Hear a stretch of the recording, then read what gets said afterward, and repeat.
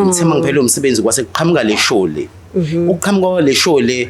kwangayona inhloso yami vele ukuthi nje bese kuqhamuke le show nami sengifuna ukungena no ngingena mina yes mina ngingene nje ngizohlawula uthando futhi ngangazi ukuthi into ezophela ngangazi ukuthi mina izoqhubeka yabo. Ngase ngithi mina ngoba vele sengihleze ekhaya ake ngiqhubeke ne-acting. Ngakwenza okunye njengenye nje khona sasishutha kuthiwa indlalifa ngangiyimeni character uyona enye sayishutha ngalako umhlaba yalingana kuthiwa iBlack Christ ngeke ngayiposta ku TikTok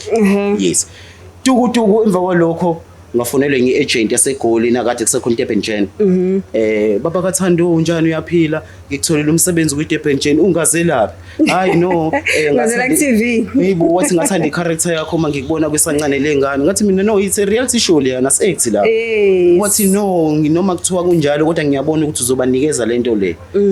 hayi nangempela and wayengitshela indaba yakusasa ngizwa kwiDurban Gen ngabe yiparamedic kwasho ukuthi ngifika iDurban Gen sekusele 2 months ukuthi iphele shoot ngayiparamedic elidlulayo elingena ama lines kodwa kwakutshengisa ukuthi ngase ngizoba nama lines wayesethi lo yasisayi ungasabi ukuthi 2 months but lokho kuzokhela iprofile yes kusukela lapho ke still ngaqhubeka nesancane lengane yangibona uzalo. Wow. Ngithe ngithi ngafonelwa iagent e2V casting agent yathi hayi ma bro ozongena la nayi agent ngifuna ukuthi ungene manje kuzala aliphela